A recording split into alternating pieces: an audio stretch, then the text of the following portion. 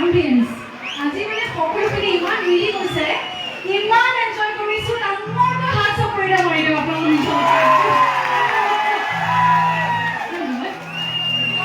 গীতটি খুব বিশেষ মোৰ জীৱনত, সেইবাবে আচলতে বেছিকৈ ভাল লাগিছে।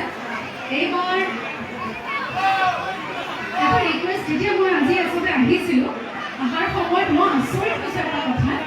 মই আগতে ভাবিছিলোঁ এটা কথা যে মোক হয়তো যুৱক যুৱতীসকলে বেছি চিনি পায় আৰু তেওঁলোকে মোৰ গীত শুনিছে, কিন্তু আজি মই আচৰিত এটা কথা কৈছোঁ, যিসকলে আজি মোক ব্যক্তিগতভাৱে লগ পাইছে, মই এই আইডিত আছিলোঁ, তাত যিসকল আচলতে জ্যেষ্ঠ লোক আহিছিলে মোক লগ কৰিবলৈ, বেছিভাগে এটা ৰিকুৱেষ্ট কৰিছিল, আৰু সেই ৰিকুৱেষ্টটো কৰাতে আচলতে মই খুব আচৰিত হৈছোঁ, ভালো লাগিছে, আৱেগিকো হৈছোঁ। সেই গীতটি আছিলে ৰাতি বিহু। ৰাতি বিহু যে আপোনালোকে গীতটি শুনিছে, সেইটো মোৰ কাৰণে খুব ভাল লগা কথা। গতিকে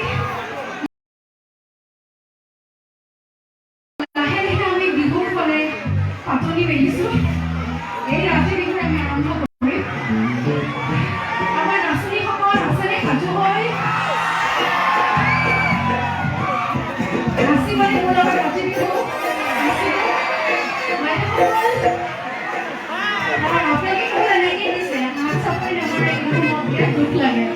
এইবাৰ সহযোগ কৰিবনে? বঢ়িয়া। পিছফালে মোক দেখিছে, মোক শুনিছে। এইবাৰ আমি অকণমান বিহু গাওঁ, গতিকে বিহুত অকণমান সকলোৱে সহযোগ কৰিলে ভাল লাগিব।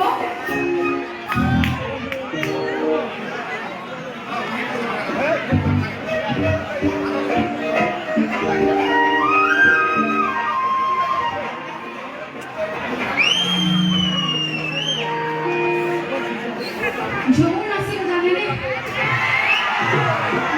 এনেই কৈছে ঝুমুৰ আমি ঝুমুৰ নাচিম, হ'ব? গান অ'কে, বঢ়িয়া।